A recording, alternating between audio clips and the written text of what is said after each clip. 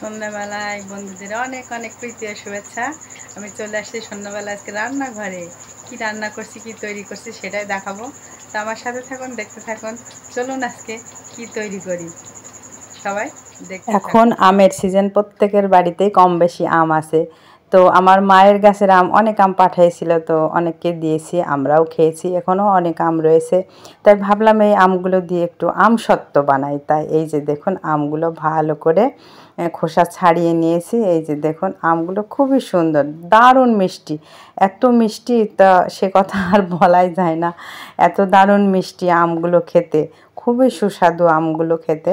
তো এই যে দেখুন খোসা ছাড়িয়ে সুন্দর করে আমগুলো ভালো করে বেছে ধুয়ে সুন্দর করে নিয়েছি যে রস করব বলে। এই যে দেখুন আমগুলো এবারে ভালো করে নেড়ে চেড়ে রস করে নিচ্ছি। দারুণ পাকা, একেবারে গাছ পাকা আম, খুবই সুস্বাদু খেতে, দেখতেও সেরকম খুবই ভালো লাগে, একেবারে মন ভরার মতন আম আর কি। তো এটা অনেক আম আছে, এই জন্য আমি কিছু পরিমাণ আমসত্ত্ব বানাচ্ছি। তো কিভাবে বানাবো সেটা আপনাদেরকে দেখাবো, তো সাথে থাকুন, দেখতে থাকুন। এই যে দেখুন কত সুন্দর ঘন রস হচ্ছে, মানে হাত দিলেই রস বেরিয়ে আসছে নাড়াচাড়া করলেই।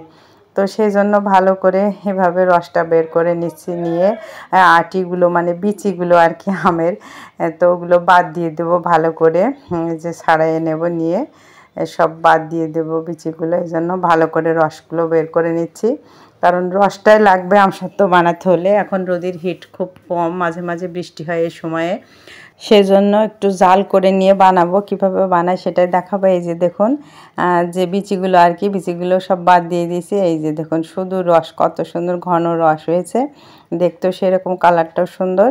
তো সমস্ত কিছু গুছিয়ে নিয়েছি আর কি। এই যে দেখুন সব রস করা সম্পূর্ণ হয়ে গেছে। এবারে চুলার ওপরে একটা কড়াই দেব। এই যে কড়াই দিয়ে দিয়েছি, এবারে রসগুলো কড়াইয়ের ভিতরে দিয়ে দিব।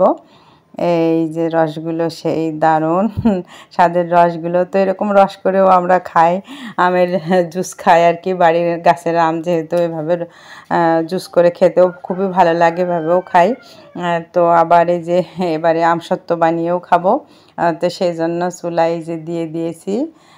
তো এখন ভালো করে নেড়ে চেড়ে জাল করতে হবে। চুলাটা চালু করে দিয়ে এই একটা মানে চামচ দিয়ে দিয়েছি, একটা ঝাঁঝরি হাতা নিয়েছি, কারণ যখন ঘন হয়ে আসবে তখন ফুটবে খুব জোরে জোরে, তখন মানে ছিটিয়ে পড়ে আর কি, যখন ঘন হয়ে আসে চারিদিকে ছিটিয়ে পড়ে। তো এই ঝাঁঝরি হাতার সাহায্যে নাড়াচাড়া করলে কম ছিটাবে আর কি।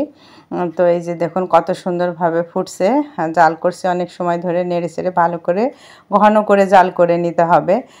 তা না হলে জাল না করেও রোদে দিয়ে বানানো যায়, কিন্তু এখন বৃষ্টির সময় রোদ কম, এজন্য জাল করে নিলে 2-1টা রোদ দিলেই একেবারে পারফেক্ট হয়ে যাবে। এই যে দেখুন জাল করে করে একেবারে ঘন করে নিয়েছি, যাতে রোদে দেওয়ার কোনো ঝামেলাই নেই, রোদে না দিলেও কোনো সমস্যা হবে না, তারপরেও 2-1 দিন রোদে দিলে খুব বেশি ভালো হবে। এই যে দেখুন একটা থালে ভালো করে একটু সরিষার তেল চারিদিকে মাখিয়ে নিতে হবে, তাহলে খুব সুন্দরভাবে উঠে যাবে আর কি আমসত্ত্বটা।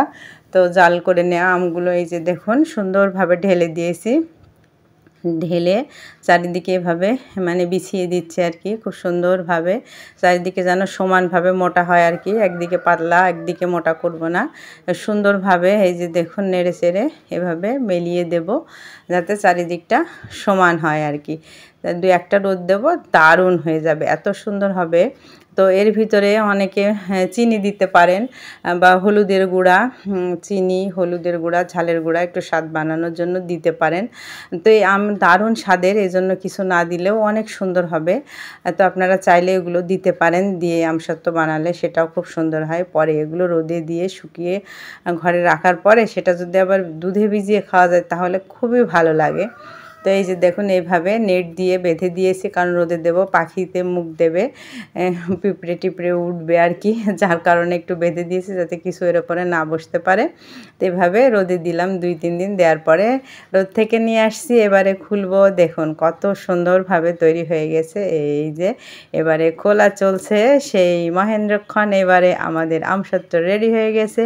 এই যে দেখুন বের করে নিয়েছি, দেখুন কত সুন্দর কালার হয়েছে, দারুণ হয়েছে আমসত্ত্বটা। এভাবে রেখে সারা বছর খাওয়া যায় আর কি আমসত্ত্ব দিয়ে রাখলে। এই যে দেখুন কত সুন্দর হয়েছে আমসত্ত্বটা খুবই সুন্দর হয়েছে। তো আপনারা এভাবে বানাবেন, আপনাদেরও অনেক সুন্দর হবে। চেষ্টা করলে সবাই পারে, সব কিছু চেষ্টা করলেই হবে সুন্দর। এই যে দেখুন কত সুন্দর আমসত্ত্বটা। এবার কিভাবে তুলতে হবে দেখাচ্ছে। এই যে দেখুন এভাবে তুললেই উঠে যাবে। আর আপনারা চাইলে চাকু দিয়ে পিস পিস করেও রেখে দিতে পারেন, এভাবে আস্ত করেও ফ্রিজে সংরক্ষণ করতে পারেন, সারা বছর খাওয়া যাবে। এই যে দেখুন এভাবে তোলা যাবে, আবার পিস করেও রাখা যাবে। দারুণ স্বাদের আমসত্ত্ব, এভাবে অবশ্যই আপনারা বানিয়ে খাবেন।